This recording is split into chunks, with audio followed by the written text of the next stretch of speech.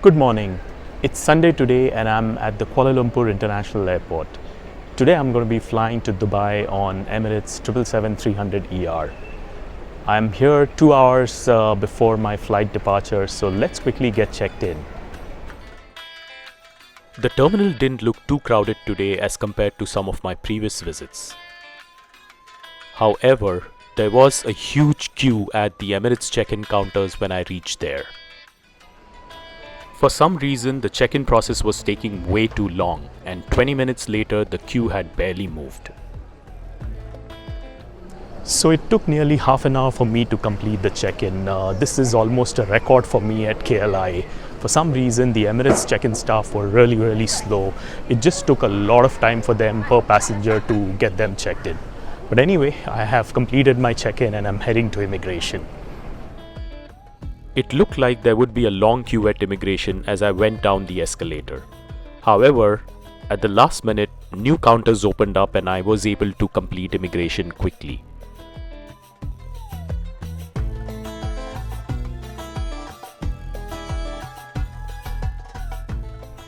So immigration and security check took just about 10 minutes and I'm now making my way to the satellite terminal.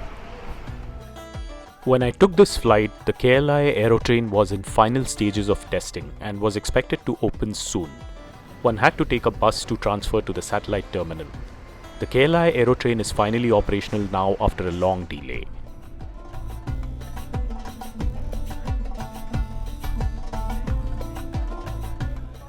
Anyway, the 5-minute bus ride offers you a nice close-up view of the action on the tarmac. My flight to Dubai departs from gate 14 today, but the incoming aircraft has not arrived yet, so I still have some time to relax at the lounge. So I'm sitting at the Flight Club Signature Lounge at the satellite terminal of KLI. It's just over an hour to go before our departure today to Dubai.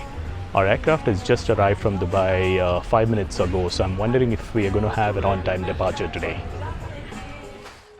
The Flight Club Signature Lounge is one of many third-party lounges that exist at KLI, and it's good for a quick bite and some coffee.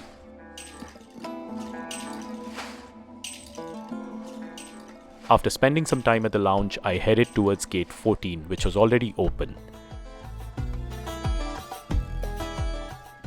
There's a gate-side security check, post which you enter the boarding hold area.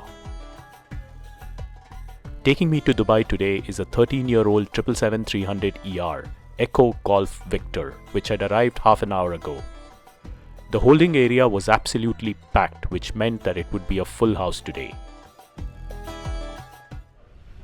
So just like I predicted, they've just announced a half an hour delay in our departure due to the late arrival of the incoming aircraft. Our new departure time today is going to be 10:40 a.m.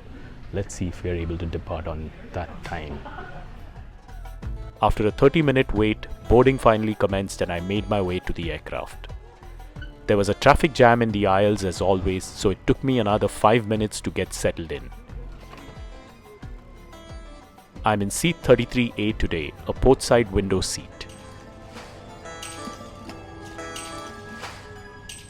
The cabin crew handed out the menus for today's flight as we waited for doors to close. There are 2 meal services today, lunch and a snack. Boarding completed, the Emirates safety video was next. Welcome on board your Emirates flight today. This is your no-nonsense safety video. We do not have dancers breaking into song, characters from movies, or celebrities trying to be funny, I'm afraid. Please make sure you have placed all your bags up here in the overhead locker. Or, if you have smaller bags, you can place them here in front of you. We pushed back almost close to an hour behind schedule due to the late arrival of our aircraft from Dubai. Now, enjoy the spool up of our G90 engine. Our frequent flyer program. Upgrades are really popular. And benefits are available using your miles, and you can collect even more miles by just shopping on everyday things or with a Skyworks credit card. You can even donate your miles to the Emirates Airline Foundation, a non-profit charity with a proven record of improving the lives of children around the world. Should you wish to donate on today's flight, you'll find an envelope in your seat pocket. With a nice clear view out of the nose gear camera, we began our taxi towards the runway.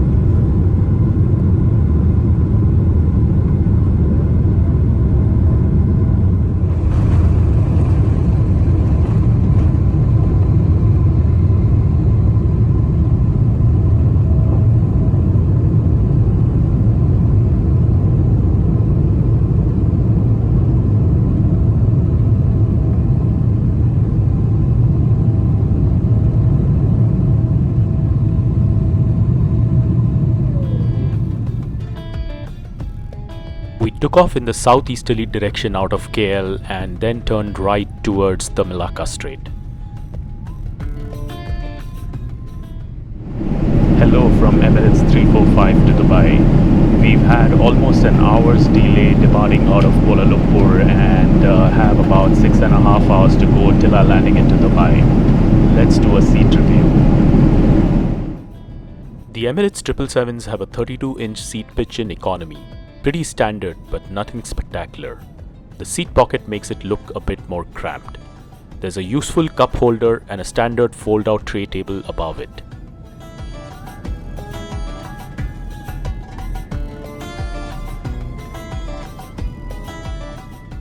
Above the table is a universal power adapter, the IFE remote, USB-A port and headphone port.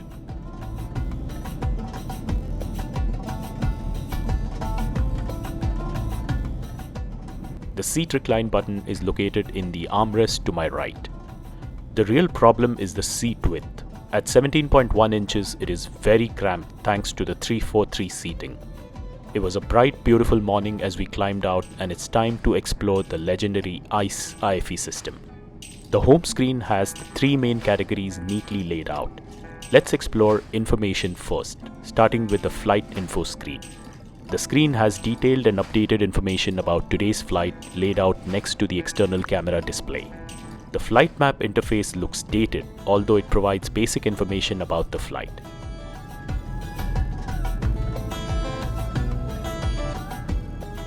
Next up is communication, which has in-flight Wi-Fi, mobile and power connectivity options.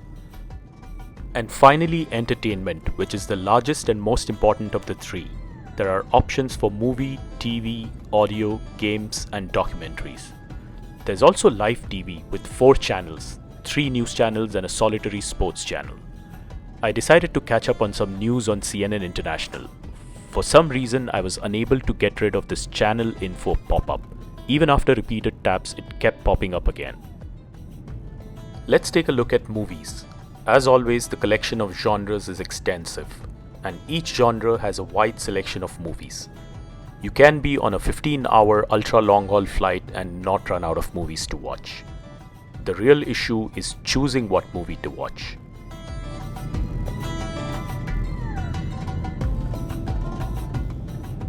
After a few minutes of browsing, I decided to watch Captain America: Brave New World.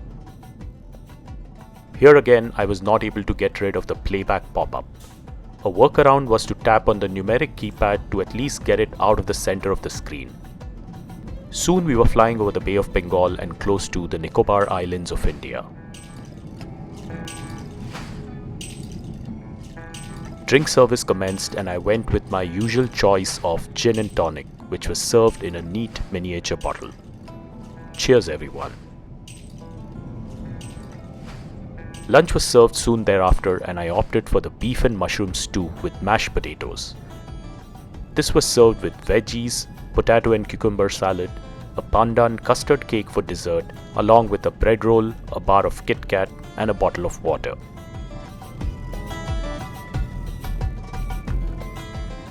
The beef felt tender, juicy and well cooked. Let's see how it tastes like.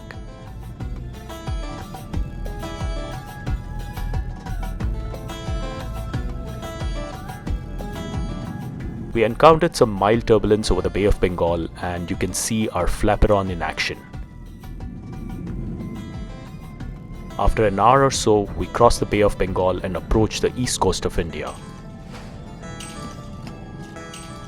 We crossed over into India somewhere close to Krishnapatnam in the state of Andhra Pradesh.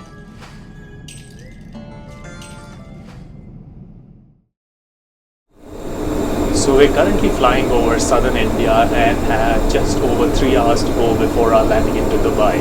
Let's do a loo review. The lab was pretty standard but had Emirates' signature wood panel theme. It was generally okay, although there were bits of paper lying on the floor.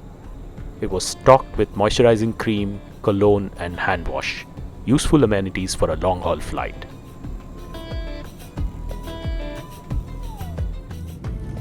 We are now flying over the center of the Indian peninsula, somewhere over Karnataka, and have 3 hours to go till Dubai. The crew offered mid-flight drinks and I opted for an apple juice along with some savory biscuits. The cabin was kept dark, allowing me to view the stars on the ceiling of this 777. We crossed the west coast of India somewhere over the Konkan region of Maharashtra and continued flying over the Arabian Sea. We encountered moderate turbulence thereafter, causing the seatbelt signs to be switched on. I decided to watch some TV next and chose Shifting Gears. Same issue again, I was not able to get rid of the playback pop-up and use the aforementioned workaround. The snack service began around 90 minutes before landing and I opted for the chicken ciabatta roll, which was served with a chocolate muffin and some apple juice. The roll was nothing spectacular, but enough to fill you up till you arrive into Dubai. I soon spotted the Arabian coast coming into view, a welcome sight after flying over the sea for a while. We crossed the coast somewhere close to the Shinas region of Oman, with the Shinas port visible out of the window. This is when the captain announced that we had received approval for a short direct approach into Dubai. This is great news as we wouldn't need to keep circling over the region. That happened to me the last time I flew on this route. The cabin crew sprung into action and quickly prepared the cabin for arrival.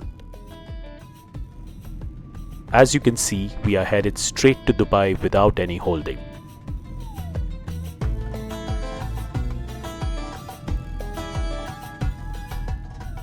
As we began our approach into Dubai, let me quickly summarize this flight.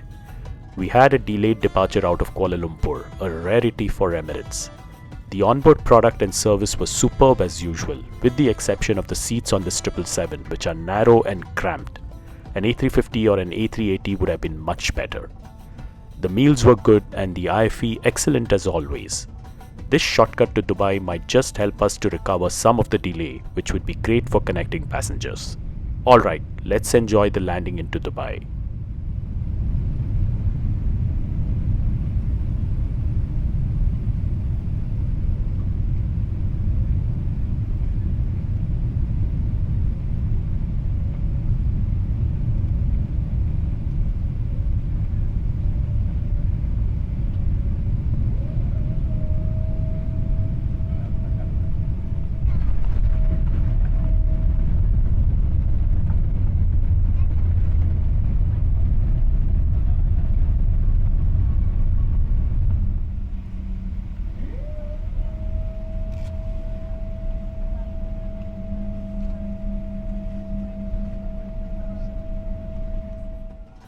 Good thing is that we were going to dock at the A concourse and at a gate just opposite to the runway exit we took, so barely any taxi time.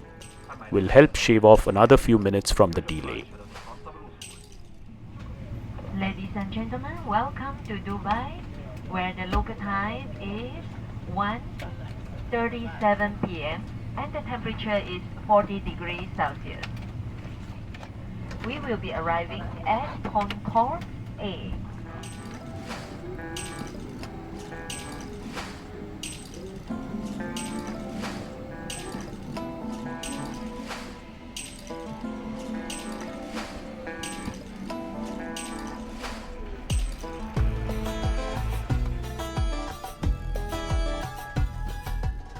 Welcome to Dubai International Airport. We had a slightly delayed arrival, just about 10 to 15 minutes behind our scheduled arrival time. I am in Concourse A now and I need to take the train to the arrivals area in Concourse B. You need to take these massive elevators down to the train station from where you board the train to the arrival area in Concourse B. The train takes around 5 minutes and you arrive at the immigration area.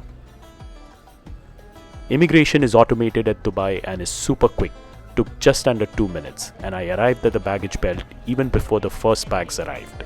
I had to wait for a good 15 minutes for my bag to arrive and I made my way towards the exit. Hope you enjoyed this flight with me today. See you again on the next one.